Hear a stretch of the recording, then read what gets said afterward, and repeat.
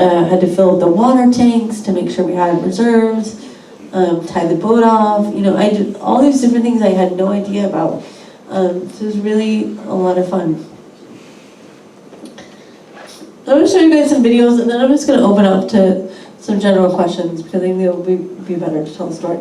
So the first one here is my birthday lunch. So my birthday was on Wednesday, September 4th, and after we were all done with our sailing and finished our day trips, the crew took me out for a birthday lunch. And they made me wear this nifty hat. This is Captain Will's hat. And he insisted that I was captain for the day and I needed to wear it. Thank you. So, Happy birthday. Get it before the wind. Thank you. That is a sorbet trio. Let's say it one more time. One more time. Happy birthday. Get it before the wind. Thank you. So that's an awesome sorbet trio that I had at this amazing restaurant in Brooklyn called Osprey, and it was nearby the boat. And I'll tell you about this one after you see it. I had a lot of birthdays. I had like 5 birthdays on this trip. That for a lot of people, the month of October goes hand in hand with all things Halloween and spooky stuff. Well, the city of Bangor is putting its focus on something else, and it won't scare you. At least we don't think it will. Our Sean Stackhouse joins us now live, and you've been using some serious firepower this morning, Sean. My goodness, where'd that come from? Yeah, that makes work.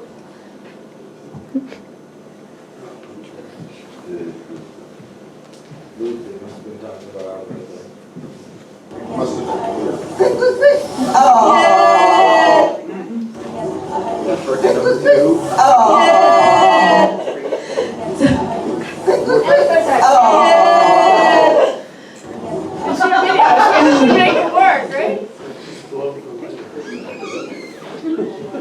Alright, so I'm going to show you that, I'm going to tell you guys a little bit about these videos, but this is my favorite moment aside from the sunrise.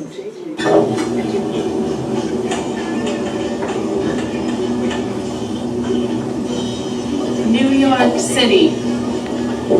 How are you feeling, Natalie? Freak it out.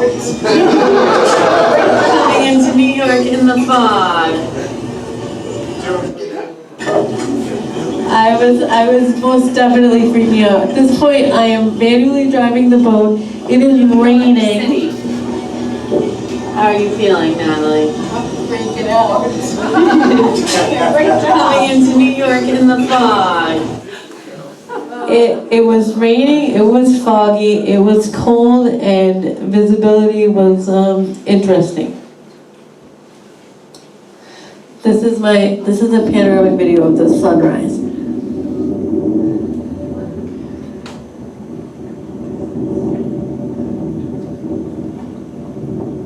You can hear the water.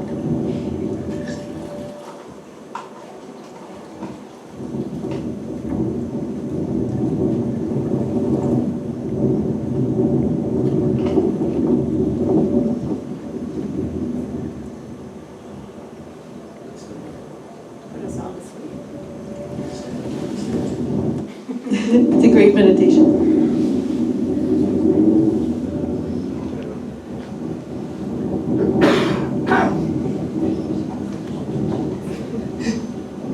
It's beautiful. We might as well watch it live. That's right.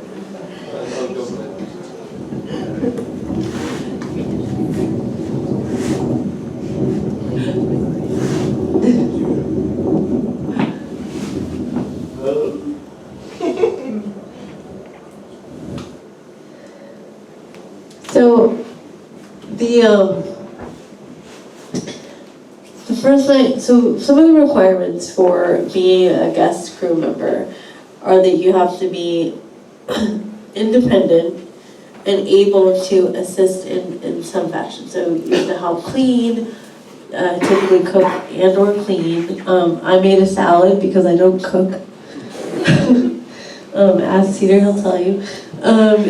But I was definitely, it made me really feel as though I was fully able to contribute in a way that I never had before, while also really leaving me feel empowered to do something I had never done.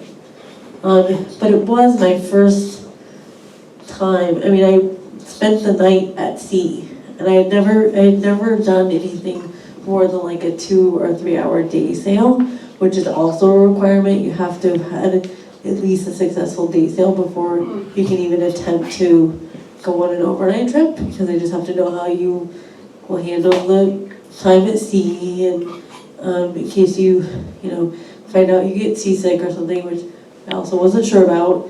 I wore a lot of seasick bands and took Dramamine because I was unsure what would happen. I did fine. But I want to open it up though and ask, if you guys have any questions for me about what it was like, what the design of the boat is like, any experience that I had, feel free. Go. Yeah, good. How rough were the seas on your overnight trip? Did you really feel the boat moving around a lot, or was it pretty smooth? Or? Actually, the seas were pretty decent until that clip where we're getting into the city, because it was raining and windy. And so as we got into New York City, it got more and more crowded, and the weather, it wasn't torrential downpour, but it was raining just enough, and it was cold, so you had wind, and you're also battling the ferries and the other sailboats, so you're being jostled around quite a bit. And the closer that we got to Brooklyn, the more that happened, because you're just kind of at the mercy of whatever's coming nearby. So I think that was the time where it got roughest, and that was also probably the time where it was scariest for me, because they talk, the whole time you're sailing, you're like, please just let the weather be good. Please just let the weather be good. And there was a couple of different times where rain was coming, and you're just hoping that it doesn't kick up high waves. But the catamaran itself is really stable, so you don't get jostled around too much. You're not doing a lot of tacking back and forth, and so it's pretty stable, and you don't. I think that's why I didn't get sick. So, go to. Can you tell us a little bit about the layout of the boat? Like, how do you get from the dock up onto the main deck, and then where are your accommodations? Yeah. How does that look like? Absolutely. So what's really awesome about this particular boat is that it is designed with what they call a track. So it's like an oval track that goes the full perimeter of the boat, so that if you can wheel your wheelchair from one end to the other, and there are railings along either side. So on either side it's pretty steep. So you can pull yourself up using both hands as opposed to wheeling. I just hoisted myself up all the way around. But you can, and then the fun part is coming back down the other side, because you can just freewheel down and kind of stop yourself. But it makes it so that it's completely accessible. And then you can go in, come around the back, and it's open, and you can see all the instrument panels. And on the inside, there is a metal track on the floor where there's the captain's seat and the first mate seat, and those chairs can slide out of the way so that you could remain in your wheelchair if you wanted to.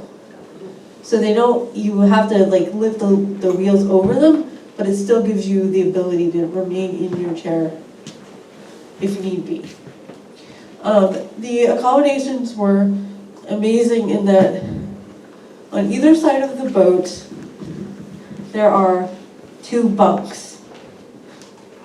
And as you saw in the news clip, there is a kind of a square cutout that serves as an elevator that Deborah went down. You can see that the little elevator goes down, and that's where your accommodations are. So that's where the bunks are. You have one on either side. So there's a left and a right. In the middle of that is the bathroom. What I was most concerned about the bathroom, because this chair, which is the one that I took, you couldn't get much wider than this down there. It was even a little tricky in terms of maneuverability, but you can get off the little elevator, and then you're facing the bathroom. So if you kind of maneuver into one of the bunk areas, you can back yourself up and you're right up to the bathroom door, slide it open, the toilet's right there, and then there's a little shower area, and it's all one small space. So you could literally stay on the flush to take a shower, or you could, the sink is literally like it's all right there in this little circle. And it's tiny, but it worked out great. That was probably my most nerve-wracking part, was I wasn't sure if that was gonna work out or not. It did, and I was able to shower in there as well. When we stopped in Brooklyn, I was able to shower, and I was able to do everything independently. The one thing I found for me was that I kind of stayed in I did minimal changing, because changing in small spaces is tricky. So luckily for me, I was on a boat and I could wear the same stuff over and over, and it was fine. But it's a really awesome layout. Really, really awesome layout. And the sails are completely electronic. That was also really fun to discover, because you just push a button. Captain Will goes out and, kind of monitors all of that, but he kind of yells in to, raise the jib, and you're able to push the button and do that. And the gentleman that first designed it did so that he could crew sail independently around the world. He was wheelchair bound after an accident, and that's how the Impossible Dream came to be. He wanted to do that. I think he had been into sailing prior to, and so he just wanted to be able to continue that. So he designed this ship with help of some folks from the UK, and was able to sail that totally independently. He did have a couple of able-bodied crew members that were with him, but they were not allowed to do any of the sailing. He was captain. One of the awesome rules of the Impossible Dream is that the captain picks the music. So if you are driving the boat, you get to listen to whatever you want and nobody can complain because you are driving. I'm sure they wanted to hurt me a couple of times because I tried to drive them crazy with whatever I could find on the radio. But yeah, it's all really easily navigatable. It's really great. Anything else? Just see her. Just see there. Nobody important. How do you get on and off the boat, like on and off the dock, onto the boat? Yeah, so it kind of depends on where we're docked. So we discovered this. There are a series of they have a small ramp that comes down on the side of the Impossible Dream. It's like a mini ramp, and it butts up right to the dock, and you're able to get on and off in your chair. However, that only works if we're docked in a location that we can lower them. And most of the time we're able to do that, but not always. So that was a challenge in Brooklyn. We had to move spots a couple of times just for ease of mobility. The other thing that was tricky about the Brooklyn One Marina was that they have these super awesome, not at all, like road bump, like speed bumps in the middle of their dock, the whole length of it, and it required another person to really help me navigate. So I couldn't do it independently. If I was to exit the boat and go to, basically roam around, I couldn't do it alone. So that's where I'm completely independent on the boat. I exit the boat and I'm no longer independent. So that's one thing that they are working on at that particular marina, whereas in Rhode Island it was a little more so. So it really depends on where you go. That's what they said that they run into, is that, they do day sails all over. They're able to dock in the location that's best for individuals to get on and off with their chairs, but they have to coordinate that. It's not a given. But one of the really cool things that happened in Brooklyn before I departed from the boat was that there was a Japanese news crew, and they knew about the impossible dream, and they approached us. They wanted to know that exact thing. They wanted to know how we got on and off the boat. So they filmed me getting on and off the boat. Supposedly I was on Japanese news. I signed a release. It happened on my birthday. I signed a release, but I think I might have misstated it, and I never found out if I was actually on Japanese TV. But it was really cool. They were interested in how it worked. They wanted to know like how you got on and off of this boat, and that is hydraulic. So the elevator. The little elevators, all hydraulic, and the same thing with the lift, the ramp to get on and off. It just drops out, and it's kind of like the lift of a car. There's a remote.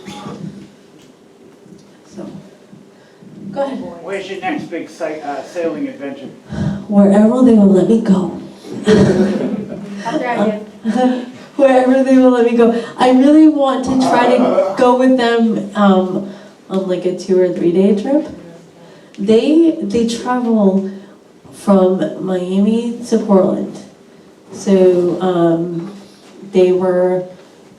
I just talked to them in the off season, and they spent, I think she said, they spent like New Year's Eve in the Bahamas or something. And I was like, Cedar's willing to drive you wherever you need to go? he doesn't know that yet, but yeah, he's already. So I told you guys I would tell you. This whole week of my life last summer was a complete and utter whirlwind of nonstop adventure.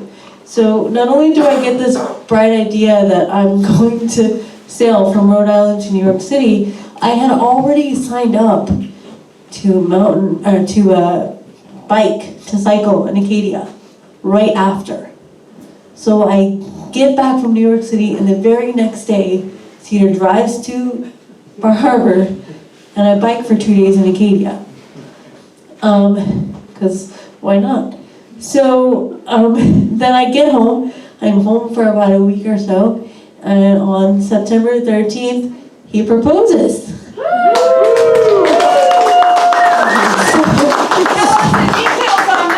So the big joke though, so I text Paulina from the Impossible Dream, my first mate who helped me get up the East River. I text her, I show her my ring, which I'm not wearing, I'm sorry, Cedar. I text her my ring and I say that I got engaged, and she texts back and she says, and he said he wasn't gonna get anything for your birthday. And it was just, so he proposed to me on the footbridge, the Belfast footbridge. I don't know if you guys are familiar with Belfast, but it's amazing. Sailboats there too. And it was just totally perfect. And he said he'd been waiting all summer for the right moment, but I hadn't stood still long enough for him to, to find the right time and place. So September was a spectacular month, and 2019 was a banner year. So I cannot even imagine what I'm going to do for 2020 when I turn 40, because birthday 39 was stellar, so the bar is high, but it was a good time. It was a good time. No pressure, Cedar. Yeah, no pressure. Yeah, he said he's not even going to try. He was like, I can't even compete with that. No. It would not have been possible though, wholeheartedly not have been possible at all, had it just not been for the, not only, I'm tenacious as hell, but aside from my tenacity, had it not been for, just great organizations like this, and, the willingness to just get us on the boat for a day sail and let us go out and experience it, and then to have that lead to this unexpected opportunity to be able to sail, from Rhode Island to New York was just unimaginable. It was really great. Would you do it again? Tomorrow. Like right now I would do it. It's a little cold, but I would totally do it right now. But they're in Miami right now. I would, yeah. I'd be on the next flight if somebody, I just need a lift to the airport. They would gladly pick you up. They totally would pick me up. So no, that's what's really cool about it. So they do have a process online. You can, anybody that's interested can reach out to them about serving as guest crew. You go right online, you fill out a form, tell them a little bit about yourself, tell them why it is that you would like to do this, and they then reach out to you, and you have to be vetted and approved by the captain. And again, you have to just make sure that you are able to, independently able to sail, but that's it.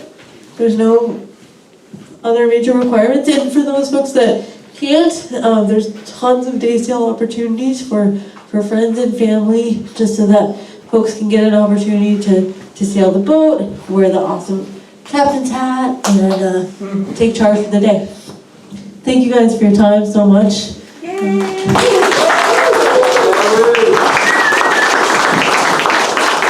you very much. As I can attest, sailing and cruising and sailing at night is an incredible experience. And if you do have the opportunity, it's an amazing thing to be out there on the ocean. It's such a wonderful, incredible stuff to learn, always changing. It's just an experience you always enjoy, a big part of your life. So a couple things that I just told Natalie tonight. The Sail Maine and the Adaptive Program has had a 40-foot catamaran donated to it this past year. So we are hopefully going to be able to offer similar type sailing adventures. We're hopefully going to be able to do some overnight adventures. A gentleman in Massachusetts had the boat. He read about Sail Maine and the Adaptive Program and said that's where I want the boat to go. So it's going to be delivered at the end of May, and we have a lot of work to do to get it outfitted, but if anybody is interested in sailing, we have a sign-up sheet over there. If you're just interested in volunteering and learning how to sail, we have plenty of opportunity for that. And if you're interested in the Impossible Dream, last year we had, I think, 9 sessions. We still had a waiting list for over 30 people. So if you're interested in volunteering to help or want to go on the boat, sign up. Apparently Aaron's volunteering. Aaron knows what's up. He knows how else. He's completely independent. Clean. Yeah. Good luck. You have something you want to add? Okay, so thank you, Natalie, for sharing that experience. I just wanted to say that again. It was amazing.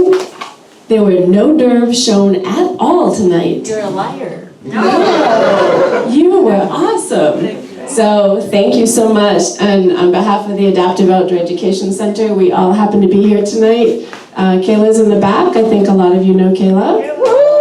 Kayla's been with us since the beginning. Brina Kelly is new to us this year. She is... Turn the camera around. All right. She is an occupational therapist. And she had started out volunteering with our Horizon Ski program and wanted to know if there was anything she could help out with. This past summer, we were afraid we were going to lose her when she passed her boards, but she said, "Can I stay?" And we are thrilled to have Brina. So the 4 of us are amazing volunteers. We have some of our volunteers here tonight with our Horizons program. I would also like to introduce Megan. Some of you know that we were in Portland Magazine this year, and Megan came out on The Impossible Dream and met us, and the next thing you know, we're on Portland Magazine among 2 of the most intriguing people in Maine or something. So Megan is with us tonight, and she and her husband are helping with our Nordic program tomorrow. But this night was all about Natalie. So a big round of applause for Natalie. Bruce doesn't know it yet, but he said I could capture the new catamaran. Inaugural captain. Captain Natalie. And what's the wedding date? August 20th, 2021. Nice! All right, and there are some goodies back there. Feel free to chat with Natalie, and Natalie and Cedar are spending the night tonight, so they're not running out the door. And we thank you all for coming. Oh. Don't Yeah, no, it's better. Don't I did it.